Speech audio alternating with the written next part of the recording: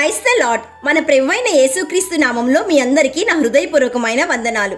ప్రియ సహోదరి సహోదరుడా, మీ ప్రార్థన అవసరతను మాకు తెలియచేయండి. మీ కొరకు తప్పక మేము ప్రార్థిస్తాము. ఈ రోజు దేవుని జీవవాక్యము కీర్తనల గ్రంథం 8వ కీర్తన 9వ వచనము. యెహోవా మా ప్రభువా, భూమి అందంతటా నీ నామము ఎంత ప్రభావము గలది. Psalms 8:9. Lord, our lord, how majestic is your name in all the earth. యెహోవా నామము గొప్ప నామము. భూమి అంతటా అలాంటి నామము ఇంకొకటి లేదు.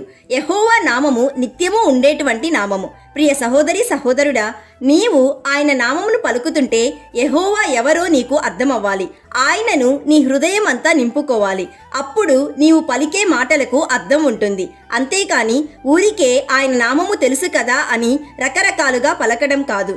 నీవు ఆయన నామమును పలుకున్నప్పుడల్లా నీ హృదయం నిండా యెహోవా నామమును నింపుకొని పలకాలి.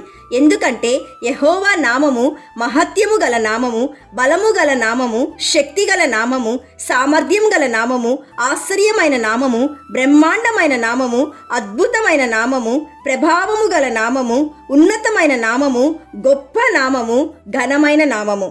ప్రియ దేవుని బిడ్డ, ఒక్కసారి యెహోవా నామము చాలా గొప్పది అని నీకు అర్థమైతే నీవు ఖచ్చితంగా యెహోవా నామాన్ని స్తుతిస్తావు, ఆరాధిస్తావు, ఆశ్రయిస్తావు, ప్రేమిస్తావు, స్మరిస్తావు, కీర్తిస్తావు, ప్రభావము గల నామము అని ప్రకటిస్తావు.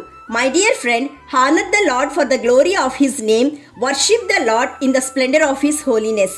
కాబట్టి ప్రియ సహోదరి సహోదరుడా, నీ కష్టంలో, నీ బాధలో, నీ ఆవేదనలో, నీ సంతోషంలో, నీ ఆనందంలో, నీ ఉత్సాహంలో నీవు ఆశ్రయించాల్సిన ఒకే ఒక్క నామము యెహోవా నామము.